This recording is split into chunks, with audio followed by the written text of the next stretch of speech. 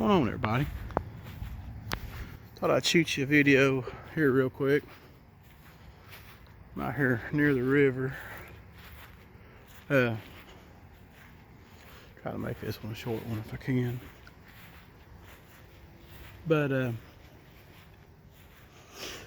you've heard of haunted houses and haunted barns, haunted woods, such. Well, have you ever heard of a haunted bloodline? Because that's exactly what this is about. This family, and I'm gonna change their name to Underwood.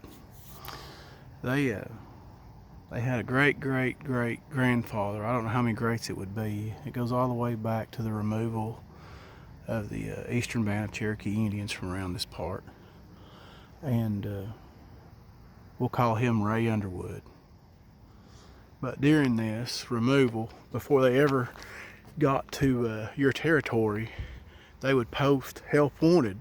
People sign up wanting them to help with the removal, help them till they got to the next territory, big town, or ever how many miles they volunteered to ride with them. And Ray was more than happy to do it because Ray hated Native Americans. He hated Indians. And it wasn't no big secret in these parts. He hated them. So he signed up, of course. So when it come time to go, Ray done his part. And he was as mean as he could be to these people, these Indians. He beat them. He beat the women. He beat the children. He would go in while they were eating their breakfast, and he was one of the people that would sit there and finish their breakfast as they dragged the children and men and women out of the house. And he would eat their breakfast right in front of them. He would laugh in front of the kids as he beat their parents. He had a sinister laugh. And they'd go to the next place, and he'd do the same again. And these Indians, they got to hating him pretty easily. Didn't take long for no further than he rode with them, ever how long, many weeks it was, for them to develop a strong hate toward Ray. And they tried their best to live under our culture. Some of them had even thrown up like makeshift cabins or shacks and stuff to live in, kind of like trying to leave their culture behind. But it wasn't enough. We wasn't satisfied. So Ray done this to these people, and come one night they got to a particular holler that some of these Indians knew. And it was a pretty dark holler. It's one of them places that I've mentioned to you that they would stay away from, that they didn't like going through. You know, they could tell the horses, the animals get restless when you go around one of these hollers, and this was one of them. But they also knew this was their chance to try to escape, if there was any chance of it.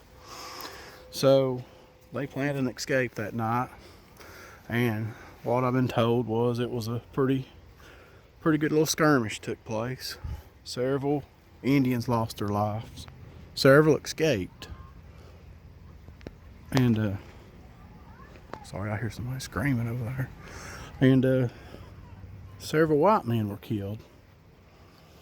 Well, Ray done his part to hunt down these people, and before he killed one of the Indian village, so to speak, shaman that they had, he told Ray that he put a curse on his family, and not only his family, but his family's descendants, and so on after that would be cursed. Their bloodline would be cursed.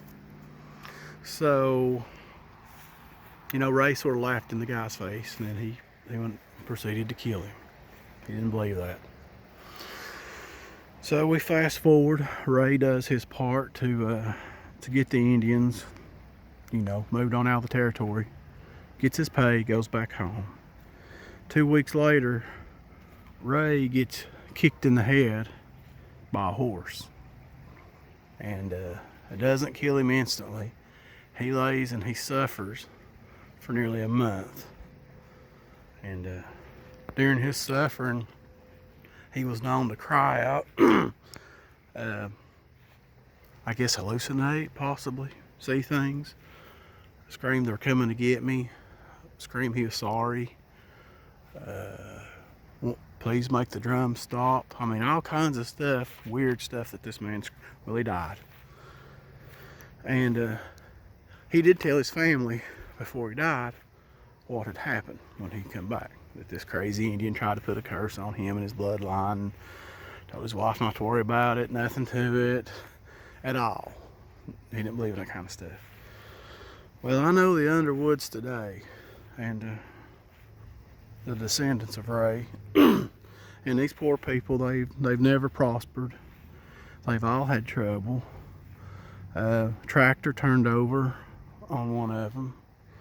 A couple of them's been in car accidents, fatal. House fires.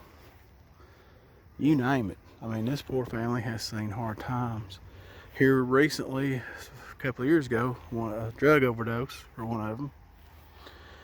And you talk about a family that really struggled in the community, and they're still here, and they still struggle. I drove by there a couple of months ago, and it looks rough. It's a bad place, and I feel for these people. But I remember my granny always telling me those Underwoods, that's, you know, their great-grandfather, that's his doing. He done this to them. He laughed as he done this to these kids, and now that Indian shaman's laughing from his grave. So, I don't know.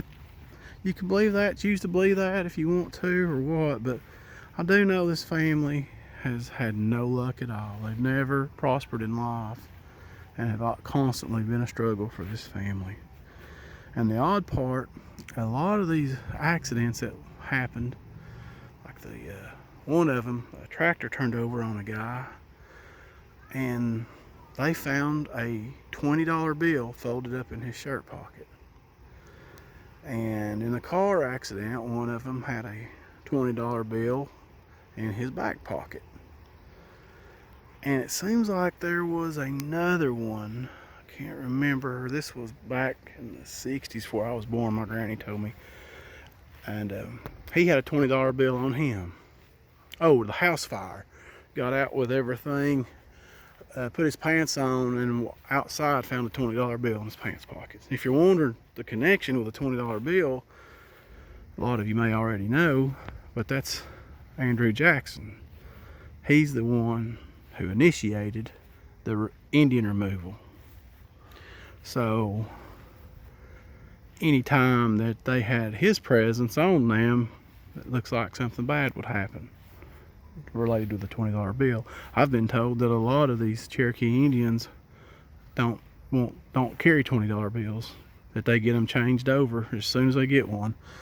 But the kids I grew up with told me the same thing, that their parents would take $20 bills and they would take them to the store if they got one at a gas station or whatever, and they would get it changed over because they refused to carry $20 bills also because of this curse.